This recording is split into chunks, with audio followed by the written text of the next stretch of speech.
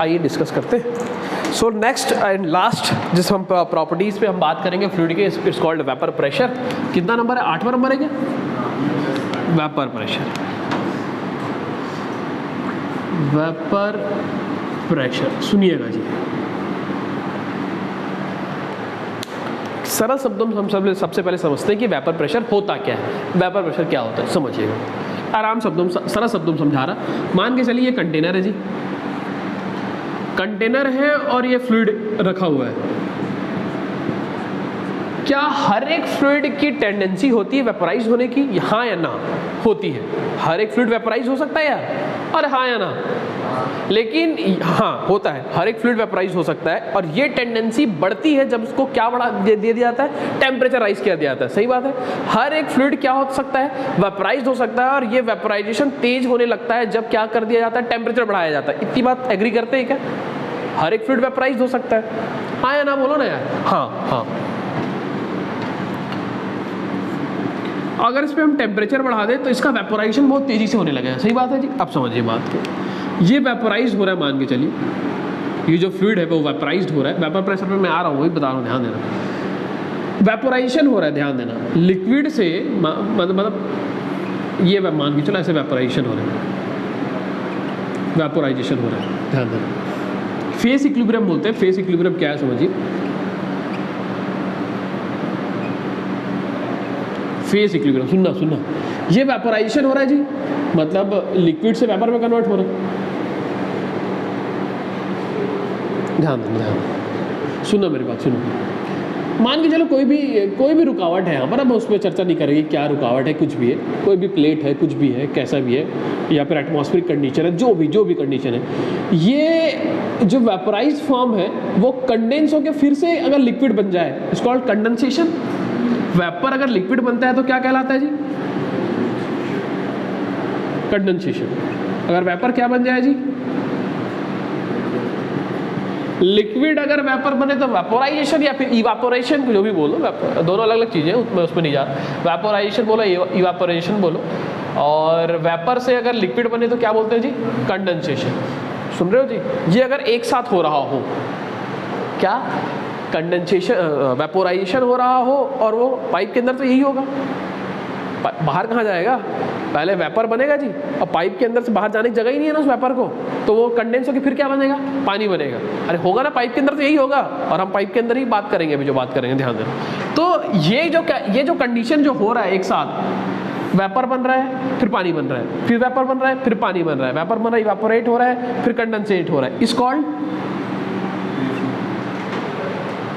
इसमें vapour pressure क्या है सर? सुनो ना यार, ये जब वेपोराइज्ड हो, जो पानी जो है या फिर जो भी लिक्विड है, वेपोराइज्ड होके जो इस पे प्रेशर लगा रहा है, इस फ्लूइड पे वेपोराइज्ड होके इस पे जो प्रेशर लगा रहा है, इस कॉल्ड वेपर प्रेशर, और कुछ भी नहीं। फेस इक्विलिब्रियम कंडीशन में जो पानी वेपोराइज्ड हुआ है, जो लिक्विड वेपोराइज्ड हुआ है, और उसी पानी पे जो प्रेशर एक्सर्ट कर रहा है, इस कॉल्ड वेपर प्रेशर। ठीक है जी। तो ये जो वेपर प्रेशर है, हर एक फ्लूइड का अपना एक कांस्टेंट वेपर प्रेशर होता है। हर एक फ्लूइड का, अलग अलग फ्लूइड का हर एक क्या होता है? कांस्टेंट वेपर प्रेशर होता है। ध्यान देना, ये चेंज होता है। कैसे चेंज होता है मैं धीरे धीरे बताता हूँ। टेम्परेचर के रिस्पेक्ट में चेंज होता है, ध्यान देना। जैसे कि अगर हम मान के चले पानी, पानी का जो वेपर प्रेशर होता है वो होता है 2.314 किलो पास्कल के आसपास। समझ रहे हो? 2.314 किलो पास्कल। और वो वहाँ से वॉशरूम से पानी लेके आया जी बीकर में, उस पानी का वेपर प्रेशर कितना इसके आसपास होता है लगभग, जहाँ तक मुझे याद आ रहा है यही है 2.314 किलो पास्कल। हर एक लिक्विड का, हर एक लिक्विड का अपना एक वेपर प्रेशर होता है। वेपर प्रेशर क्या चीज़ है? जब फेस इक्विलिब्रियम में हो और वेपर जो है उसी लिक्विड का वेपर उस पर जो प्रेशर एक्सर्ट करे, इट्स कॉल्ड वेपर प्रेशर। मैं एक एग्जाम्पल समझाने की कोशिश कर रहा हूँ, ध्यान देना। पानी का जो वेपर प्रेशर है कितना होता है जी? 2.31 किलो पास्कल। ध्यान देना। आप वॉशरूम से पानी लेके आए जी बीकर में, और वॉशरूम से जब पानी लेके आए बीकर में, उसको आपने गर्म करना चालू किया। धीरे धीरे सब समझा रहा हूँ, ध्यान देना। पानी को जब आपने गर्म करना चालू किया तो ये पानी जो है वो कौन से प्रेशर से सब्जेक्टेड है? सराउंडिंग प्रेशर से, एटमॉस्फेरिक प्रेशर। जो पानी बीकर में लेके आया, फ्री टू एटमॉस्फेयर, ढक्कन का थोड़ी लगाया यार आपने, फ्री टू ओपन है, तो उस पर कौन सा प्रेशर लग रहा है यार? सराउंडिंग प्रेशर कौन सा है? Atmospheric pressure. So atmospheric pressure कितना होता है किलो पास्कल में पता है? 101.324 समथिंग किलो पास्कल। पता है कि नहीं पता यार? एटमॉस्फेरिक प्रेशर कितना होता है? 1.01325 बार। अब बार को पास्कल में कन्वर्ट करोगे तो 10⁵ और किलो में चेंज करोगे तो 10⁻³ से डिवाइड मारोगे, सो ये 2 हो जाएगा यार, 2 तो 2 जीरो आगे खसक जाएगा, ये 2 है तो हो जाएगा, सो 2 हो जाएगा तो कितना? 101.325। ये सही लिखा क्या? 324 लिख दिया गया, 325। समझ रहे हो जी? सो ये एटमॉस्फेरिक प्रेशर जो पानी जो हम लेके आए वॉशरूम से, उतना एटमॉस्फेरिक प्रेशर उस पर लग रहा है पानी पे, या फिर और दूसरे वर्ड में बोलूँ तो सराउंडिंग प्रेशर जो उस पानी पे लग रहा है, सराउंडिंग उसके चारों तरफ, वो इतना लग रहा है 101.325 किलो पास्कल, जो हमारा एटमॉस्फेरिक प्रेशर है। हर एक लिक्विड का अपना एक अलग वेपर प्रेशर होता है जो कि कांस्टेंट रहता है। अभी मैं आपको बोला एक पानी लेके आओ, उस पानी पे जो सराउंडिंग प्रेशर लग रहा है वो एटमॉस्फेरिक लग रहा है, वो इतना है। सुन रहे हो जी? अब सुने मेरी बात, इसको मैं गर्म करना चालू किया, ध्यान देना, गर्म करना चालू किया तो वेपर प्रेशर जो होता है उसी लिक्विड के वेपर के कारण लगने वाला प्रेशर है वेपर प्रेशर, और हर एक फ्लूइड वेपोराइज होने की टेंडेंसी रखता है, और वो वेपोराइजेशन जो है वो बढ़ता है जब क्या किया जाता है? हीट दिया जाता है। तो जैसे ही आप इसको हीट देना चालू करोगे, हीट देना चालू करोगे, तो ये जो वेपर प्रेशर है वो क्या होने लगेगा जी? बढ़ने लगेगा। अभी कितना है जी? Always vapour pressure, always vapour pressure जो है वो ऑलवेज एटमॉस्फेरिक प्रेशर से क्या होता है जी? कम होता है। बहुत कम है। कहाँ 2, कहाँ 101 यार? अरे कम है कि नहीं यार? तो जैसे ही हीट देना चालू करोगे तो ये वेपर प्रेशर बढ़ने लगेगा, बढ़ते बढ़ते बढ़ते बढ़ते बढ़ते बढ़ते। जैसे ही ये वेपर प्रेशर इस पानी पे लग रहा है surrounding pressure, that means atmospheric pressure को रीच कर जाएगा। जैसा ये होगा कि वेपर प्रेशर जो पानी पे जो सराउंडिंग प्रेशर है, जो सराउंडिंग है, और सराउंडिंग जो है वो कौन सा प्रेशर है जी? एटमॉस्फेरिक प्रेशर है। जैसे ही उसको रीच करेगा, जैसे ही टेम्परेचर बढ़ाएंगे, ये 2 के बाद 3, 4, 5, 10, 20, 25, 30, 100, 101, जैसे ही 101 होगा, ये कंडीशन जैसी ही आएगी, ये कंडीशन कहलाती है बॉइलिंग कंडीशन। कोई भी फ्लूइड तभी बॉयल होना चालू होगा जब उसके सराउंडिंग जो प्रेशर है और उसका जो वेपर प्रेशर है, दोनों क्या हो जाए? रीच कर जाए। समझ रहे हैं? तो जो थर्मोडायनेमिक बॉइलिंग होती है, और ये जो कंडीशन आता है, ये कंडीशन वो कितने डिग्री सेंटीग्रेड पे आता है? 100। तो हम जो बोलते हैं पानी जो बॉईल होता है वो सिर्फ 100 डिग्री पे बॉईल तभी होगा जब वो पानी जो एटमॉस्फेरिक प्रेशर सब्जेक्टेड है। अगर तुम प्रेशर को बढ़ा दोगे ना, कंटेनर को लेके आओगे और ऐसे हाई प्रेशर में रख दोगे उसको, तो 100 डिग्री पे बॉईल नहीं होगा भाई, उससे ज़्यादा लगेगा। हाँ, ज़्यादा लगेगा बॉईल होने में, ज़्यादा टेम्परेचर की जरूरत होगी। 100 डिग्री में थोड़ी बॉईल होगा अगर प्रेशर को बढ़ा दोगे, और उसके विपरीत अगर उसके प्रेशर को कम कर दोगे तो जल्दी बॉईल हो जाएगा। तो बोलते हैं ना वहाँ पर हिल स्टेशन में बोलते हैं कि खाना जल्दी बॉईल हो जाता है। इसका कारण क्या है? कि प्रेशर कम होता है, वहाँ पर प्रेशर कम होता है तो जल्दी बॉईल हो जाता है। नहीं सुना नहीं है? बचपन में तो सुना होगा, बचपन में। हाँ नहीं, अभी तो सुन लिए, लेकिन बचपन में क्वेश्चन आता था साइंस का यार, कि हिल स्टेशन में जो है प्रेशर कम होता था तो खाना जल्दी बॉईल हो जाता था। नहीं सुना तो अभी सुन लो। प्रेशर कम होने से ये 100 डिग्री सेंटीग्रेड का कहानी तभी है, कोई चीज़ बॉईल तभी होता है 100 डिग्री सेंटीग्रेड में, जब प्रेशर कौन सा हो? एटमॉस्फेरिक प्रेशर हो। समझ रहे हो? यानी कि 101 किलो पास्कल वाला इतना प्रेशर हो। इसका बढ़ा दोगे ना, 500 कर दोगे, अगर उसी जो अभी वॉशरूम से जो पानी लाएगा उसके सराउंडिंग प्रेशर को 500 कर दोगे, 100 पे कुछ नहीं, काम नहीं होगा भाई, ज़्यादा होगा। कितना ज़्यादा होगा बोला नहीं जा सकता 100 डिग्री सेंटीग्रेड से, लेकिन ज़्यादा होगा। समझ रहे हो? 101 को अगर तुम 50 किलो पास्कल अगर कर दोगे उसके प्रेशर को, तो ये 100 से कम पे बॉयल होगा। जितना नहीं, ऐसा नहीं बोल सकते यार, एग्जैक्ट नहीं बोल सकते। समझ रहे हो? समझे कि नहीं समझे यार? तो बॉइलिंग कब होगा समझ में आया? कब? जब उस फ्लूइड का वेपर प्रेशर उसके surrounding vapour pressure, surrounding pressure से क्या हो जाए? इक्वल हो जाए। और जनरल ये आपको जो देखने को मिलता है वो कितने में देखने को मिलता है? 100 डिग्री सेंटीग्रेड। इतनी बात समझ में आएगी? अब समझ नहीं, यही तो है एक्चुअल वाला, तो यही तो है। तो पानी को तुम जब गर्म करते हो वो अपने घर ही में तो करते हो, घर में भी एटमॉस्फेरिक प्रेशर तो लगता है ना यार? प्रेशर कुकर में प्रेशर बढ़ने लग जाता है यार, प्रेशर तो बढ़ता है।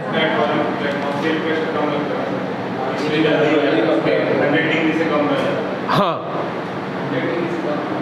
अरे मेरे भाई, उसमें तो ये होता है कि वो हीट के कारण जल्दी बॉईल हो जाता है, क्योंकि वो बाहर निकलने नहीं देता ना यार उसको।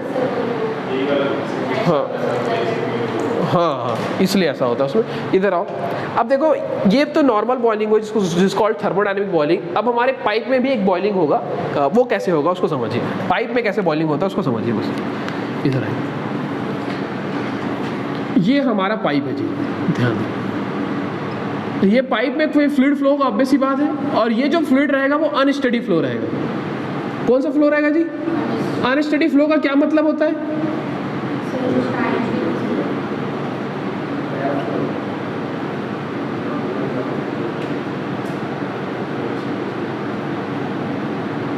अनस्टेडी कहने का मतलब फ्लूइड की जो प्रॉपर्टीज है वो किसके साथ चेंज हो जाएंगी जी?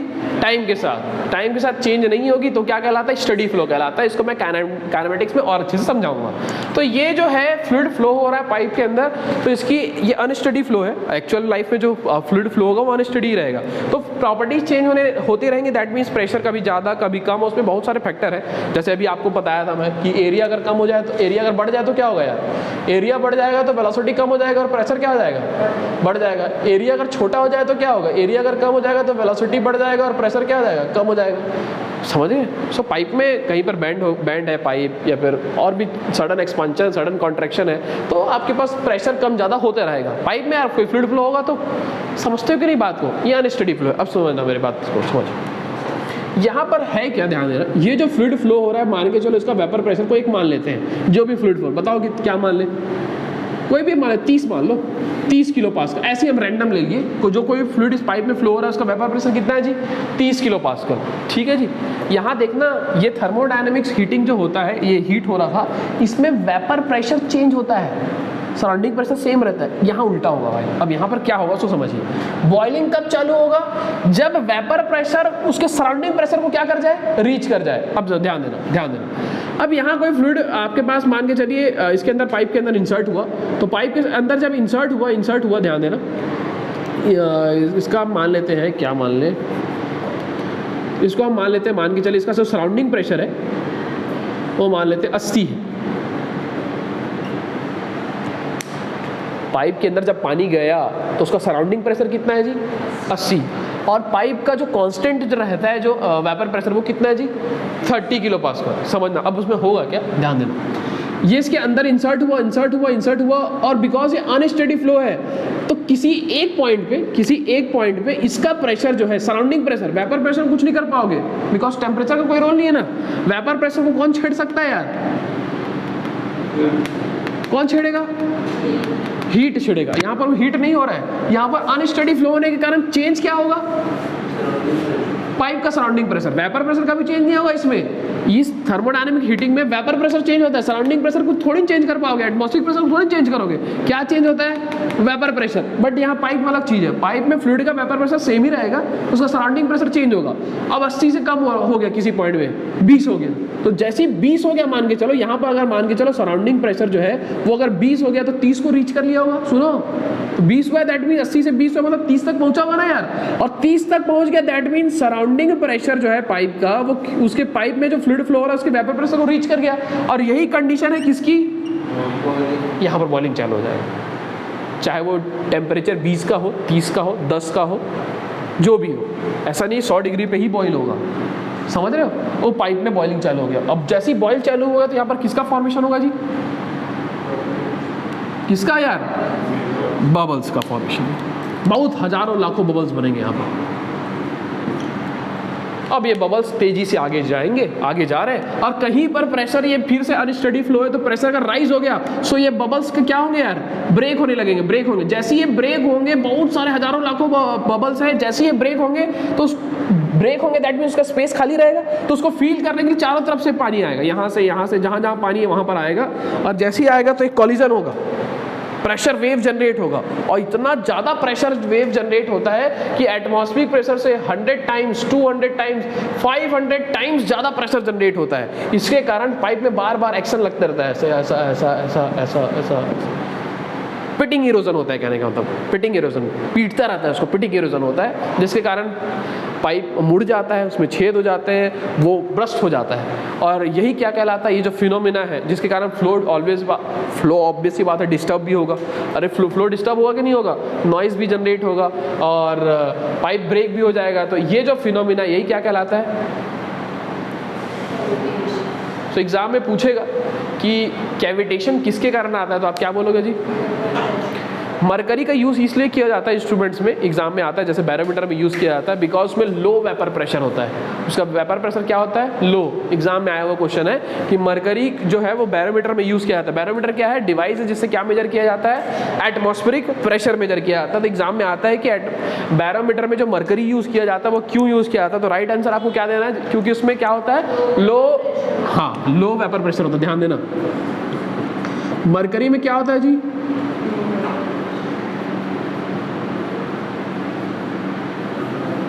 इसलिए यूज़ कहाँ किया जाता है जी?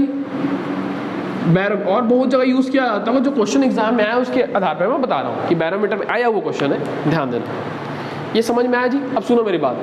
तो ये जो कैविटेशन आ रहा है पाइप में वेपर प्रेशर के कारण, अब इसको दूर करना है भाई, दूर तो करना पड़ेगा ना यार। तो प्रॉब्लम आया तो सॉल्यूशन तो देखना पड़ेगा ना, और आवश्यकता ही आविष्कार की जननी है ना यार। आवश्यकता पड़ी ना यार, क्या किस चीज़ की आवश्यकता है यार? पाइप को बचाने की। अरे पाइप को बचाने की ना, कि नहीं आवश्यकता है? तो ध्यान देना, समझना, एग्जाम में क्वेश्चन जो आता है मैं इसमें और अच्छे से बात करूंगा बाद में, अभी नहीं बात करूंगा। अभी बस मैं आपको यहाँ पर इंट्रोडक्शन दे देता हूँ। टरबाइन और पंप, सुनना मेरी बात, सुनना मेरी बात। वेपर प्रेशर का जो किसी भी फ्लूइड का एक अपना वेपर प्रेशर होता है जो कि कांस्टेंट होता है, वो always surrounding pressure, atmospheric pressure, surrounding बोला गलत हो जाएगा यहाँ पर, एटमॉस्फेरिक प्रेशर से क्या होता है जी? कम होता है। पानी का ही देख लो ना यार, कितना कम है यार, है ना। हमेशा हर एक फ्लूइड का अपना एक वेपर प्रेशर, वो ऑलवेज एटमॉस्फेरिक प्रेशर से क्या होता है? कम होता है। सुनना मेरी बात। आपको दिमाग में ये समझिए कि ये जो बॉइलिंग के कारण ही कैविटेशन हो रहा है, पिटिंग इरोजन हो रहा है, यानी कि क्या कि कोई भी इंस्ट्रूमेंट में जब पानी जा रहा है तो हमको ध्यान ये रखना है कि उस पानी का प्रेशर कम ना हो। उस पानी का प्रेशर अगर कम हो जाएगा तो किसको रीच कर सकता है? वो अपने उस पानी, वो खुद के को रीच कर जाएगा, मिल जाएगा यार। उसका सराउंडिंग प्रेशर जैसे कम होके वेपर प्रेशर को रीच कर जाएगा, बॉइलिंग चालू हो जाएगा। बॉइलिंग चालू होगा तो ये श्योर है कि कैविटेशन होना है। समझ में आया? तो कुल मिला के हमको क्या करना है जी? हमारे पानी का प्रेशर कम तो हो, लेकिन इतना कम ना हो कि उस पानी के वेपर प्रेशर को रीच कर जाए। समझ रहे जी? अब समझिए टरबाइन में क्या चीज़ होता है, ध्यान देना।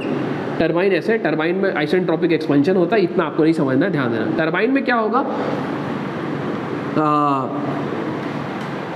टरबाइन में पानी आएगा तेजी से जी, है ना, और इनलेट है, मान के चलिए ये इनलेट है, और ये क्या चीज़ है जी? आउटलेट। सो पानी एंटर करेगा टरबाइन में, और जब बाहर निकलेगा तो उसका प्रेशर क्या हो जाएगा? बहुत कम हो जाएगा। एक तो नोजल में प्रेशर को ड्रॉप कर दिया, मैंने आपको बताया, हाई नोजल में किया था ना प्रेशर का ड्रॉप, और उसके बाद जब स्ट्राइक करेगा ब्लेड को तो जब बाहर निकलेगा पानी टरबाइन से, यार टरबाइन के घर में थोड़ी बैठा रहेगा खाते पीते, बाहर नहीं आया क्या आउटलेट से?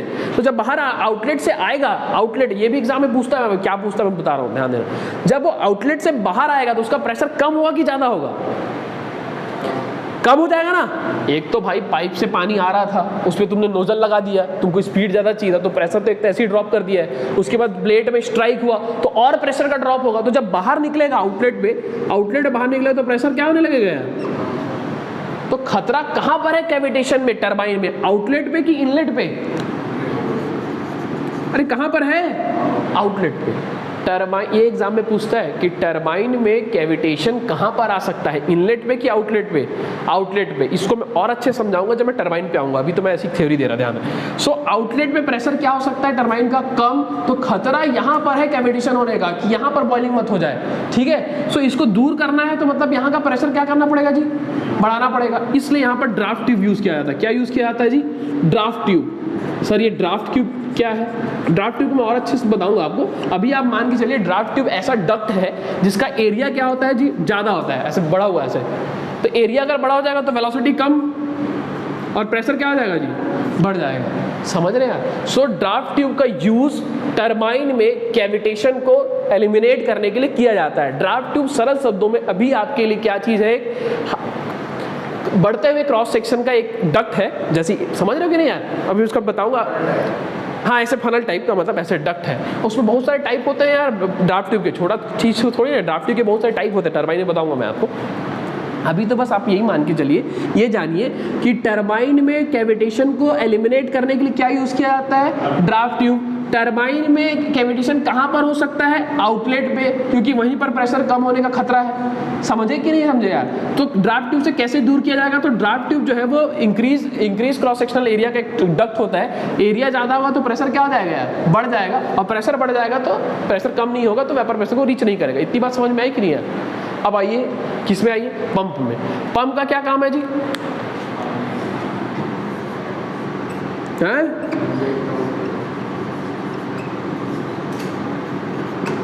पंप का क्या काम है? पानी को खींच के पानी के प्रेशर को बढ़ाना, हेड को बढ़ाना, नीचे से पानी ऊपर चढ़ाना है ना आपको। तो ध्यान देना, यहाँ पर मैं तो और अच्छे से बताऊंगा आपको, टाइप्स ऑफ पंप बताऊंगा, सारी चीजें बताऊंगा मैं आपको, अभी नहीं बात कर रहा हूँ। ध्यान देना, यहाँ पर होता है क्या? ध्यान देना, यहाँ से सक्शन होता है जी, नीचे संप रहता है, संप लेवर रहता है, जो पानी रहता है उसको खींचना रहता है। तो पानी तभी ऊपर चढ़ेगा जब यहाँ इनलेट का जो प्रेशर है वो क्या हो? कम हो। तभी तो हाई, इसका प्रेशर ज्यादा रखना पड़ेगा नीचे वाले का। सक्शन तभी होगा जब यहाँ का प्रेशर क्या हो? कम हो। कैसे सक्शन क्रिएट होता है, कैसे इंपेलर ब्लेड्स घूमते हैं, सब बताऊंगा मैं आपको। लेकिन यहाँ का प्रेशर क्या हो? कम होगा इनलेट का, तभी तो पानी ऊपर सक करेगा ना यार। तुम वो अभी गन्ना जूस पीते हो तो क्या डाल के पीते हो यार? स्ट्रॉ डालते हो ना यार, तो पानी खींचते हो कि नहीं खींचते? शक करते हो। सक्शन तभी होगा जब यहाँ का प्रेशर कम होगा, तभी वो शक करेगा यहाँ पर। सो पंप में प्रेशर कम कहाँ पर होता है? इनलेट में। यहाँ तो प्रेशर ज्यादा रहता है आउटलेट पे यार। सो पंप में जो कैविटेशन होने का खतरा कहाँ पर है जी? इनलेट पे। अरे भाई प्रेशर कम मतलब हमको ध्यान रखना है, प्रेशर कम ठीक है, पंप का काम है प्रेशर कम करना, लेकिन भैया ज्यादा कम मत हो जाए। ज्यादा कम हो के ये जो फ्लूइड जिसको आप शक कर रहे हैं उसके वेपर प्रेशर को रीच नहीं कर जाए, यही तो देखना है ना अपने को। सो पंप में जो कैविटेशन होता है वो कहाँ होता है? इनलेट में होता है। इसको दूर करने के लिए, एक कम होते होते वेपर प्रेशर को रीच ना कर जाए, इसलिए नेट पॉजिटिव सक्शन हेड दिया जाता है। What is net positive suction head? ये भी नहीं बताऊंगा, पंप पढ़ाऊंगा तो बताऊंगा। सो आपको दो चीजें मोटा मोटा आप ध्यान रखिए। क्या कि टरबाइन में आउटलेट पे कैविटेशन होता है, अगर होगा तो उसको दूर करने के लिए ड्राफ्ट ट्यूब का यूज किया जाता है, उसमें भी रिएक्शन टरबाइन में किया जाता है। अभी आपको समझ में नहीं आएगा, बस ये ध्यान रखिए।